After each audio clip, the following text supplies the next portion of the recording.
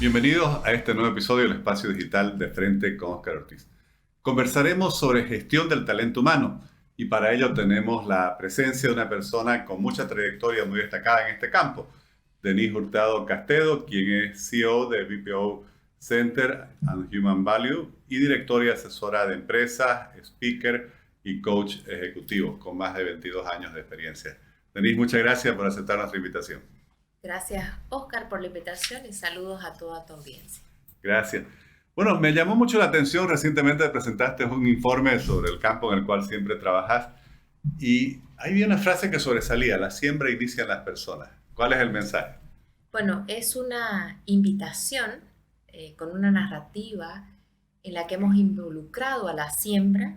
Cuando tú dices siembra, piensas en el agro, pero en realidad los seres humanos sembramos en las empresas, no solamente en el campo, en las empresas, en los hogares, en nuestras comunidades, vamos sembrando talento, vamos sembrando liderazgo, vamos sembrando buenas prácticas. Y hemos sacado esta analogía que tiene que ver con siembra y le hemos llevado a viñedos, a la planta de la vid, con grandes aprendizajes que los hemos compartido con todas las comunidades con las que trabajamos. Ahora, bueno, esa siembra justamente creo que es cada vez más necesaria en momentos, en primer lugar, en que las condiciones cambian mucho.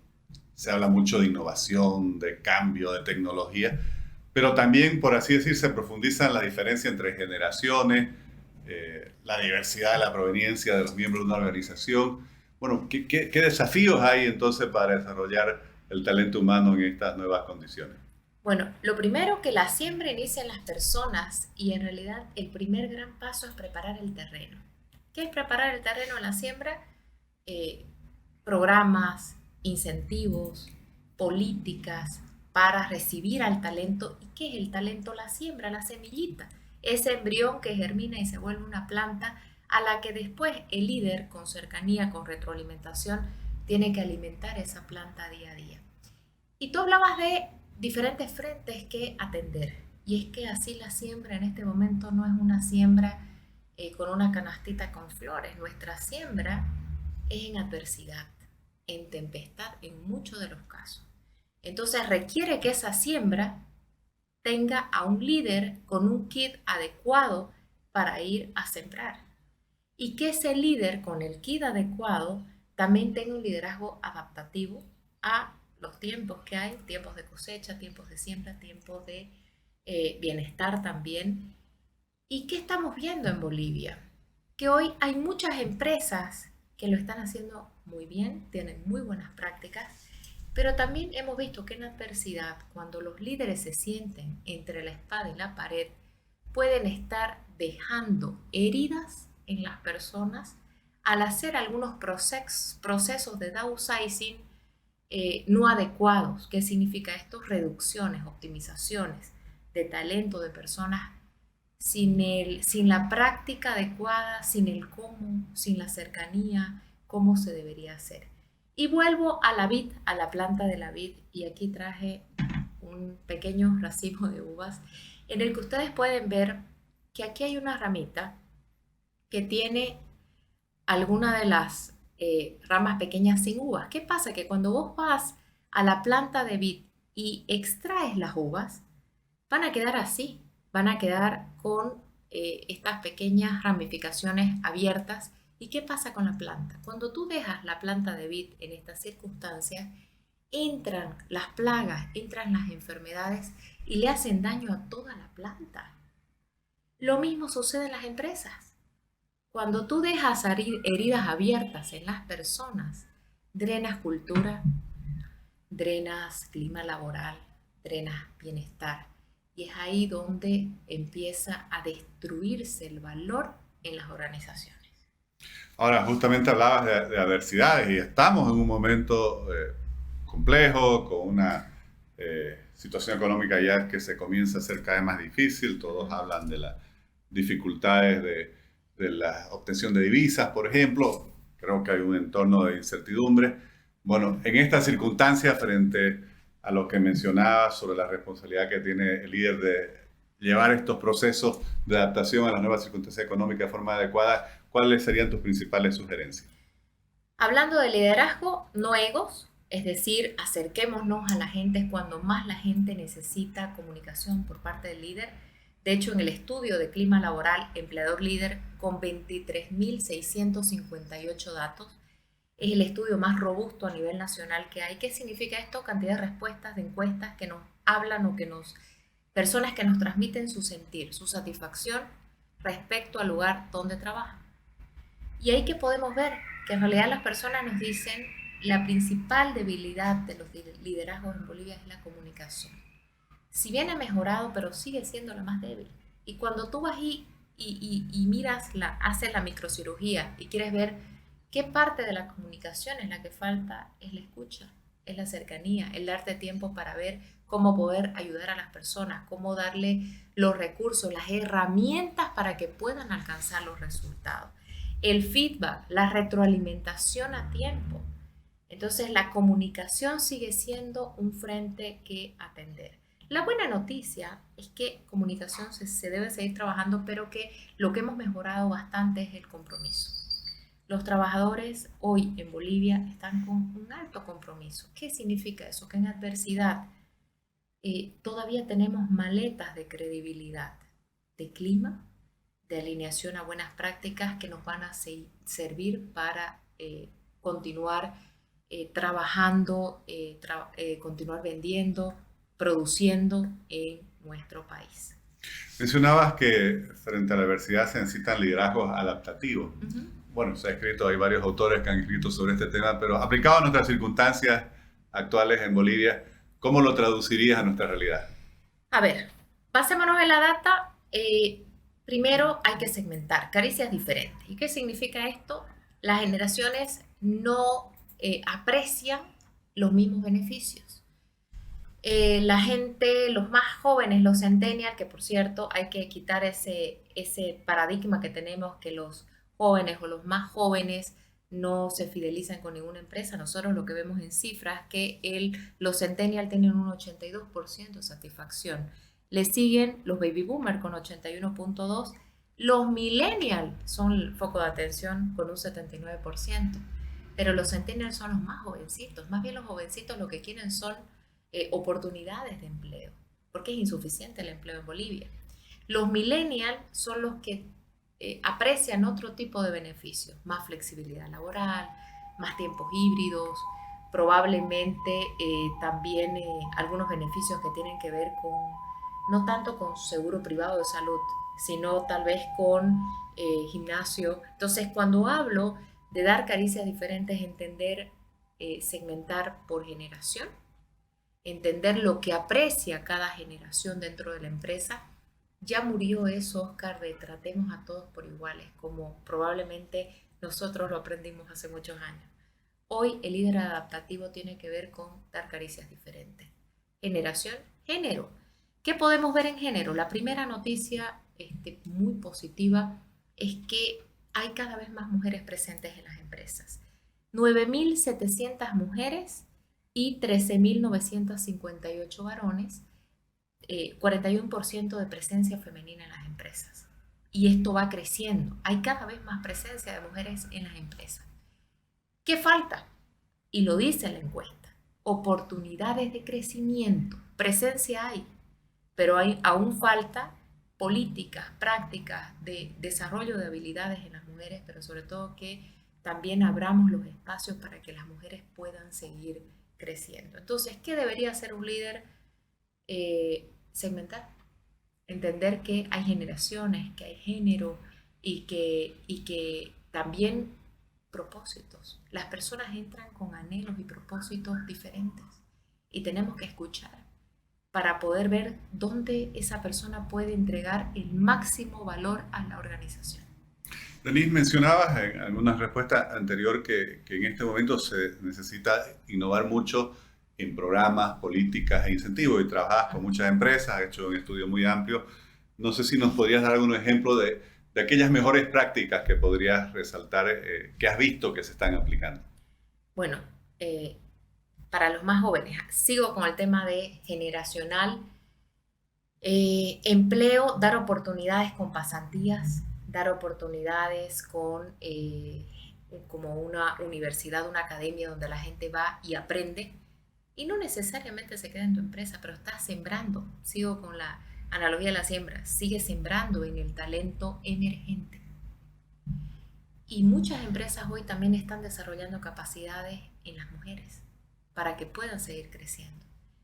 Y otros están trabajando diversidad. Y ya no solamente estamos hablando de género, sino de abrir mucho más a políticas de pet friendly. O sea, realmente abrirnos a esa diversidad, a esa flexibilidad. Yo creo que el mundo está dando grandes pasos, Oscar, en temas de flexibilidad, diversidad. Bolivia en algunas cosas va más rápido, en otras un poquito más lento, pero en realidad esto no tiene vuelta atrás. No puedes hoy ser un líder que no trabaja con flexibilidad, que no piensa con una mentalidad disruptiva, de inclusión, de equidad. Son temas que no son moda. Todavía escucho que son moda. Yo pienso que han llegado para quedarse y además que están avanzando aceleradamente. Por lo tanto, tenemos que apurar el paso. Ahora, escuchándote pensaba, está muy bien, digamos, por ejemplo, has mencionado varias veces el tema de los jóvenes, pero ¿qué estás encontrando en qué hacer o cómo tratar a las personas de la generación intermedia? Una Los persona, millennials. ni siquiera millennial, yo, Al X. 40 años, X. 50 años, que ya tienen quizás 20 años de experiencia, que son valiosos, que tienen desafíos de adaptación quizás a, por ejemplo, las nuevas tecnologías, pero que las empresas todavía creo que pueden aprovechar mucho de ese talento. Justamente en nuestro estudio de clima, eh, cuando las personas tienen, no solo en edad, como lo estás mirando, sino también en tiempo de antigüedad, cuando las personas tienen entre 3 a 5 años de trabajo en una empresa y que más o menos coincide con unos 38 40 años, es un momento en la vida en el que 40 años te haces preguntas diferentes, porque tienes necesidades diferentes. Entonces hemos visto que en las curvas se hace una U donde la gente se pregunta, ¿hay más oportunidades de crecimiento? Eh, ¿Por qué? Porque necesita, por ahí ya tiene 2 hijos y necesita llevar sustento mayor a su familia. Entonces yo creo que, hablando de la generación X, si pudiéramos hacer algo, es crear también más oportunidades, no necesariamente porque es en tiempo de adversidad, no todo va a ser un crecimiento hacia arriba. Podría ser oportunidades a a nivel intermedio, a nivel transversal, horizontal, pero que la gente pueda seguir creciendo con desafíos, aunque no necesariamente sea para arriba. Yo creo que lo que le falta a la generación X es precisamente dejar de ser un sándwich y empezar a ver oportunidades para poder seguir creciendo, sobre todo en este tiempo, sobre todo en este tiempo. Y algo importante al hablar de segmento también, Oscar, es que tenemos que entender que los tejidos sociales de nuestro país son distintos. La Paz funciona de otra forma, pocas veces hablamos de eso, pero La Paz funciona de una forma, Cochabamba de otra, Santa Cruz de otra. Hay microclimas dentro de Bolivia y también el líder debe entender eso. Que hemos podido ver que hay territorios que están con que van decreciendo en su clima laboral, como lo es Chuquisaca, como lo es Potosí. Son los climas más bajos, pero a la vez van decreciendo. ¿Qué nos dice la gente de esos territorios? Que muchas de esas empresas tienen su central en Santa Cruz y los líderes están yendo poco a los territorios alejados. Entonces también hay que ver, no descuidar en este tiempo, porque hay muchos frentes que atender, no descuidar los territorios más pequeños donde la gente también necesita comunicación, la gente necesita la cercanía. Los territorios más felices con mayor satisfacción, Beni y Santa Cruz. Ahí está concentrada la mayor satisfacción. Y este es un tiempo, yo diría, de siembra, pero también de cosecha. En 17 años de medir el clima laboral en Bolivia a cerca de 65 empresas, es el primer año que el clima laboral está en 80%. ¿Qué significa nuestro semáforo de clima laboral?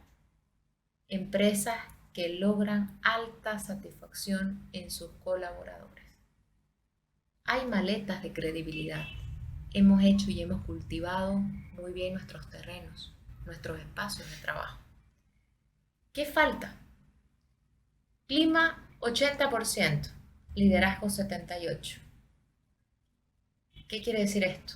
La gran oportunidad es que los líderes podamos mejorar nuestras conductas creíbles, que lo que pensamos, decimos y hacemos tenga congruencia.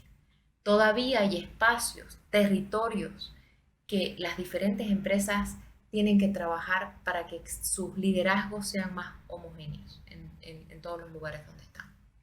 Hay un concepto que está al final de tu estudio que me parece muy interesante, que es el de la marca empleadora. Y aquí parece que hay un cambio de paradigma, porque siempre creo que hemos concebido que hay muchos trabajadores compitiendo, ¿no?, por lograr un espacio en una empresa.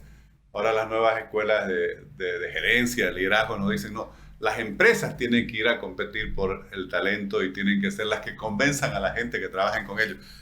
Me parece realmente un cambio bastante sustancial en la relación, ¿no?, entre la empresa y el recurso humano. Todavía pensamos que los empleadores elegimos a las personas, pero hoy los candidatos también nos eligen. ¿Y por qué nos eligen? Por marca empleadora. ¿Y cómo se construye la marca empleadora? Es una propuesta de valor que se entrega a los colaboradores, a los que se llevan los ex empleados, que se construye con los candidatos que van a buscar un empleo y con una imagen que está en el mercado laboral. Y es así que la gente dice, esa es una buena empresa o esa no es una buena empresa. Oscar, yo tengo candidatos que van y nos dicen, yo no quiero esa marca, yo no quiero entrar a esa empresa. ¿Por qué? Porque esa empresa o esas empresas también han destruido valor de marca empleadora. Y las marcas empleadoras hemos sacado también el índice del NPS. ¿Cuál es este índice? Tiene una pregunta general que es si tú recomendarías a un amigo o a un familiar trabajar en la empresa. Sencilla. Y ahí la gente se expresa y dice sí, no, y vos ves en los puntajes si se transforman en promotores, en detractores o en neutros. En Bolivia hay muchos trabajadores neutros. El gran desafío es pasar a los trabajadores neutros a que sean promotores y recomienden a sus familias y amigos que vayan a trabajar. Ahora hay sectores que tienen el NPS con muy buena calificación. Tenemos el sector de educación con un 75%, al agro, sorprendentemente, con un 63%.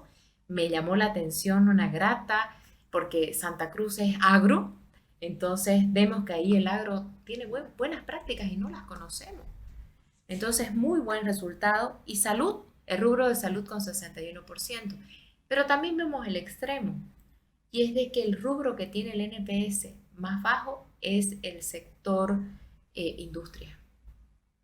Y los principales detractores del sector industria son los millennials. Y los grandes promotores del sector industria son los baby boomers. Entonces, esto hay que entender. El data mining y es importante la minería de datos para poder entender y poder ver cómo poder mejorar tus liderazgos. Yo estoy fascinada con el NPS.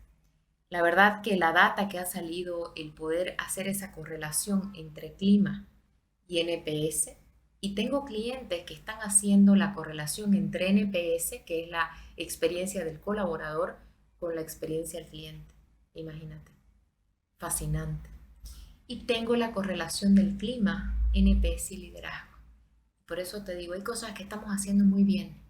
Las grandes oportunidades de mejora en Bolivia están en lograr desarrollar los liderazgos y que puedan ser ejemplo. La palabra convence, pero el ejemplo arrasa, ¿no? Entonces, tratar de mejorar los liderazgos es el desafío. Bueno, te agradezco muchísimo, Denise, una explicación interesantísima. Felicidades por el trabajo, también por toda la gran trayectoria, tanto personal como a nivel corporativo en este campo. Y además por seguir aportando en un momento donde los desafíos son cada vez mayores, ¿no? Así que...